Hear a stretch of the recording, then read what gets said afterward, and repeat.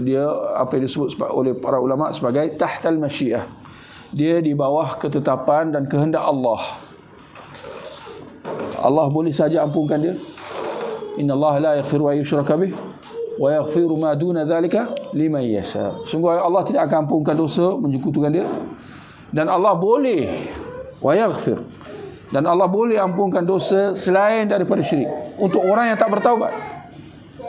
Ini untuk orang yang tidak bertaubat daripada dosanya itu. Adapun kalau siapa yang bertaubat daripada dosanya termasuk syirik, Allah akan ampunkan, betul. Tapi ini bagi orang yang mati dalam keadaan dia tidak bertaubat. Wa yaghfiru ma duna dzalika liman yasha. Dan Allah boleh ampunkan dosa selain daripada syirik untuk orang yang mati dalam keadaan tidak bertaubat daripada dosanya itu.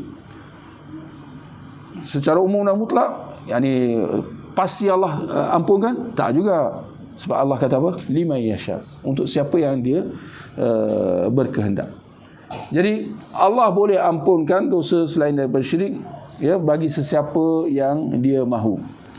Tetapi andainya Allah tidak ampunkan, maka dia akan dihukum, ya, di dalam api neraka.